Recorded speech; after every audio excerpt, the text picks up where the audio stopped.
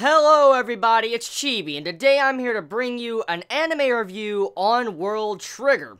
Now, this week's episode, I just want to go on a limb here and tell you that this episode was a lot better than last week's. Like, straight up, a lot better.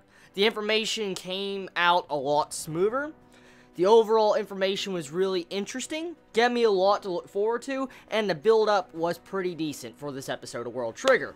So, the things I want to talk about first is, supposedly from what we were given in this episode, is that Yuma's father that is already dead is connected with Border. Like, supposedly from what Yuma told us a couple episodes back, his father was just an acquaintance of Border, like a person that worked in Border. We did not even know until this episode that Yuma's father, Yugo, was actually one of the original founding members of Border.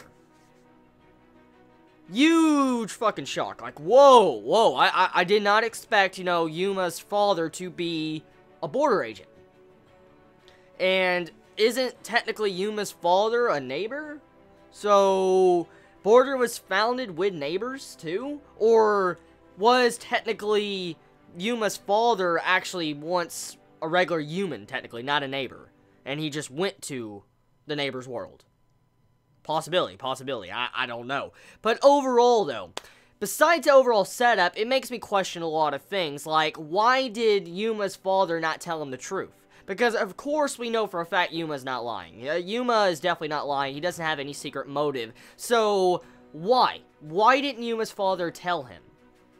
How important was Yuma's father to Border? I'm willing to guess it was very important for how you had those top members get fucking shocked. They're like, whoa! They started getting shocked and they didn't want to even touch Yuma anymore. They did not want to touch him anymore after they found out that he was the son of Yugo.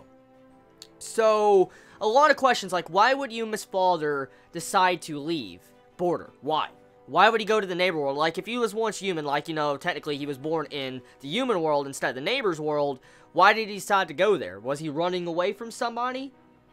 Or did he go there because he was seeking something? A lot of questions need to be answered about that. But it's not just that either. The episode actually confirms that Jin has a black trigger. Now, last week, it was kind of obvious they were hinting towards it. They were pretty much telling us that Jin had a black trigger. But with this episode, it is officially confirmed that Jin has a black trigger. And this brings up a lot of questions, too. For instance, who gave Jin his black trigger? We do know that black triggers are passed down, and you have to be compatible with them. So, who was the original owner of that black trigger before Jin got it?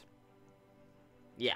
And you also have a lot of build-up going on in the background with the overall 3 different, like, groups or squads or sections of Border, pretty much. You have to where this one squad is completely against neighbors. They have something against neighbors and they want to kill all neighbors. You have this one, like, team or section of Border to where they just want to protect the people and they don't really care. They don't have as much hatred for the neighbors. And then you have the third area of Border to where it's kind of like Jin, where Jin thinks there's actually good neighbors out there. So, very interesting. We get the laydown on the different factions of Border. We find out a lot of information. The episode overall was a very good episode that I loved watching. So, yeah, decent episode of World Trigger. Now, I will point out one thing before I end this review.